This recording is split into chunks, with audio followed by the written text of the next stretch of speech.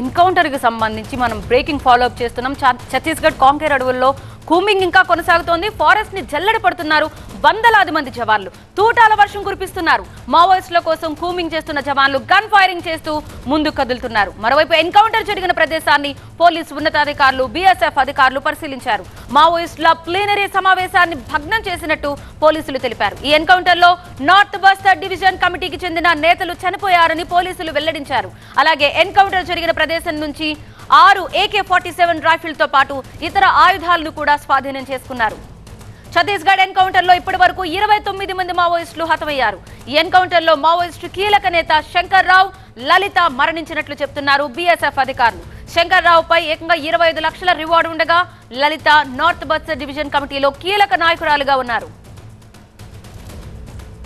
ఈ లోక్సభ ఎలక్షన్కి ముందుగా ఒక 2-3 టీంలు నక్సల్స్ వాళ్ళు కలిసి ఒక పెద్ద ఇన్సిడెంట్ చేయబోతున్నారని దాదాపు 1 నెల రోజుల నుంచి మాకు ఇంటెలిజెన్స్ ఇన్పుట్స్ ఉన్నాయి.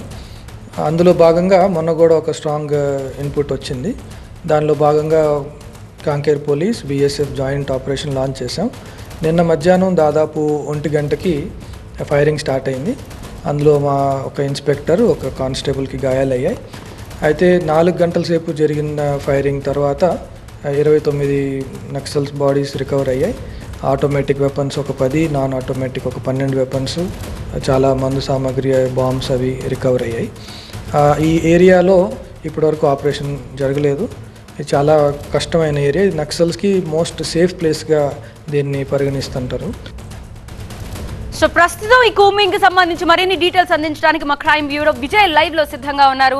రైట్ విజయ్, రేపటి నుంచి అసలు ఎన్నికల హడావుడి మొదలవబోతోంది. ఈ నేపథ్యంలో జరిగిన ఈ భారీ ఎన్కౌంటర్, ఇప్పుడు జరుగుతున్న కూంబింగ్, వీటికి సంబంధించి పరిణామాలు ఎలా ఉండబోతున్నాయి?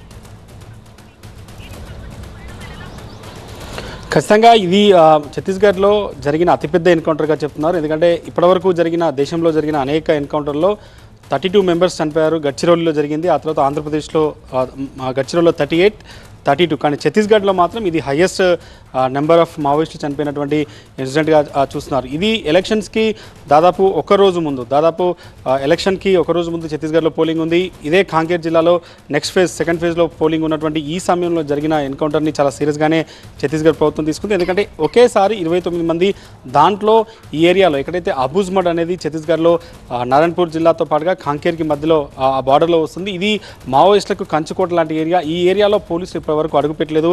దేశవ్యాప్తంగా అనేక చోట్ల మావోయిస్టులను రూపుమాపినటువంటి కేంద్ర బలగాలు కావచ్చు, అనేక రాష్ట్రాల పోలీస్ బలగాలు అబూజ్మడ్ని మాత్రం ఇప్పటివరకు టచ్ చేయలేకపోయాయి. కానీ అబూజ్మడ్లో దాదాపు 70 నుంచి 80 మంది మావోయిస్టులు ఒక మీటింగ్ పెట్టిన సమయంలో ఖచ్చితమైన సమాచారంతో వెళ్ళినటువంటి కాంకేర్కి సంబంధించి కావచ్చు, బీఎస్ఎఫ్ ఛత్తీస్గఢ్ సంబంధించిన వాళ్ళు చేసినటువంటి ఆపరేషన్ సక్సెస్ అయింది. దాదాపు 29 మంది చనిపోయారు. ఇంకా కూంబింగ్ అయితే కొనసాగుతుంది. దీంట్లో చనిపోయిన వాళ్ళు కూడా తెలంగాణకు సంబంధించి 3 ఉన్నారు. శంకర్రావుతో పాటుగా ఆయన భార్య మాధవి, దాంతోపాటుగా లలిత, రజిత, మొత్తం 4 వ్యక్తుల్ని ప్రస్తుతం ఐడెంటిఫై చేశారు. దాంట్లో ఒక ఆమె ఛత్తీస్గఢ్కి సంబంధిస్తే మిగతా 3 తెలంగాణకి సంబంధించిన వాళ్ళు. మొత్తం 29 మందిలో 15 మంది పురుషులు, 15 మంది మహిళలుగా గుర్తించారు. దాంట్లో తెలంగాణకు సంబంధించిన వాళ్ళు 3 ఉన్నట్టుగా చెప్తున్నారు. మిగతా వాళ్ళంతా కూడా ఛత్తీస్గఢ్కి చెందిన వాళ్ళే. అయితే ఎన్నికలకి ఒకరోజు ముందు ఈ ఎన్కౌంటర్ని కొంత సీరియస్గానే ఛత్తీస్గఢ్ పోలీసులు తీసుకున్నారు. ఎందుకంటే చాలా ఖచ్చితమైన సమాచారంతో అబూజ్మడ్లోకి వెళ్ళి ఎన్కౌంటర్లు చేయడం, అబూజ్మడ్లోకి వెళ్ళి మావోయిస్టుకు సంబంధించినటువంటి కీలకమైన ప్రదేశం అది. అక్కడ సెంట్రల్ మావోయిస్టుకి సంబంధించి, కేంద్ర మావోయిస్ట్ పార్టీకి సంబంధించిన అనేక సెంట్రల్ కమిటీ మెంబర్లు అక్కడ తలదాచుకున్నటువంటి ఆ ప్లేస్కి వెళ్ళి టచ్ చేశారు. కాబట్టి అట్నుంచి నక్సల్స్ నుంచి కూడా ఇదే రకమైనటువంటి ప్రతిచర్య ఉంటుందని ఎక్స్పెక్ట్ చేస్తున్నారు. కాబట్టి కొద్దిసేపు క్రితం కాంకేర్ ఎస్పీ మాట్లాడిన సమయంలో కూడా ఖచ్చితంగా ప్రతీకార చర్య వాళ్ళకి దిగుతారు. కాబట్టి మేము ఈ ఎలక్షన్కి చాలా బందోబస్తు ఏర్పాటు చేసాం.